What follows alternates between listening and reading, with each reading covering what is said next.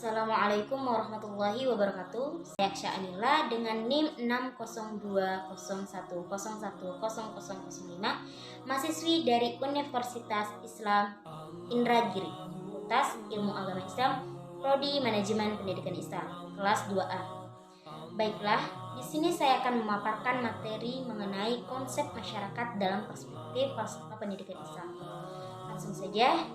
Yang pertama, masyarakat dalam perspektif pendidikan Islam. Sebelumnya, masyarakat merupakan sekumpulan individu-individu yang kecil ataupun besar, terikat pada satuan adat istiadat, kebiasaan atau hukum, dan hidup dalam kebersamaan. Demikian satu contoh dari beraneka macam definisinya. Ada banyak kata yang tertulis di dalam Al-Quran yang menunjukkan kepada masyarakat, antara lain ummah, su'ud, dan qabail. Sedangkan menurut istilah, masyarakat adalah kelompok-kelompok manusia yang saling terkait oleh sistem-sistem adat istiadat, ritus-ritus, serta hukum khas yang hidup bersama.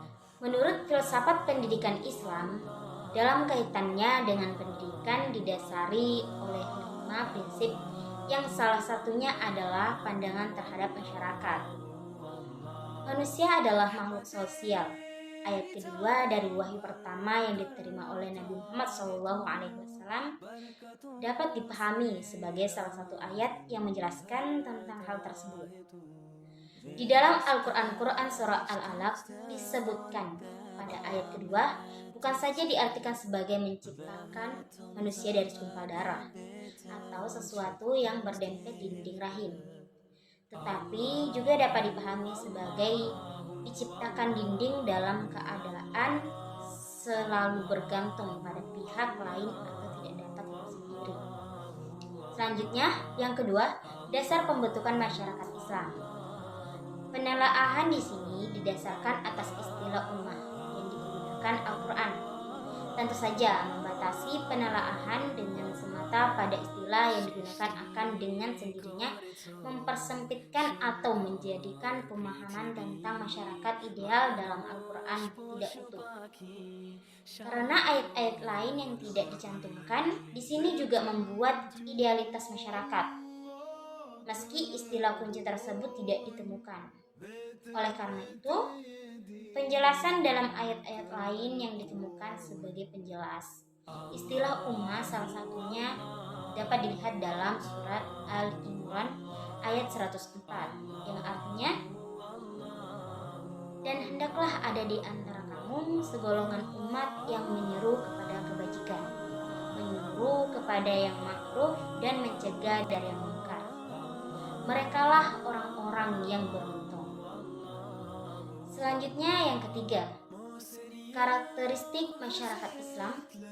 Ciri-ciri utama masyarakat Islam adalah bahwa masyarakat itu bebas dan suci. Bebas menurut Islam sangat luas, dan dalam pengertiannya bebas dari semua yang menghalangi setiap orang melakukan tindakan yang benar, bebas dari semua nilai-nilai palsu dan hal-hal yang menghambat manusia untuk maju dan berkembang. Bebas menurut nilai-nilai kemanusiaan, bukan lepas dari batas-batas kemanusiaan itu sendiri, dan dengan berarti bebas yang suci tidak bercampur dengan kebebasan hewan. Yang terakhir, 4. Hubungan masyarakat dengan pendidikan Islam. Dalam pandangan mengenai hubungan masyarakat dengan pendidikan Islam, sebagaimana diungkapkan oleh Restu Andrian, yaitu masyarakat dan pendidikan merupakan dua komponen yang tidak dapat dipisahkan satu sama yang lainnya. Masyarakat membutuhkan pendidikan, begitu pula sebaliknya. Tanpa masyarakat, pendidikan tidak akan berjalan dengan baik, karena di dalam pendidikan terdapat unsur masyarakat seperti guru, peserta didik, dan lainnya. Begitulah sebaliknya, tanpa adanya pendidikan, masyarakat akan menjadi bodoh dan tidak mempunyai ilmu pengetahuan. Selain itu, masyarakat juga dipandang sebagai laboratorium di mana anak belajar, menyelidiki turut serta dalam usaha-usaha masyarakat yang mengandung unsur-unsur masyarakat. Pendidikan dalam arti yang luas adalah usaha untuk mengubah dan memindahkan nilai kebudayaan kepada setiap individu dalam suatu masyarakat.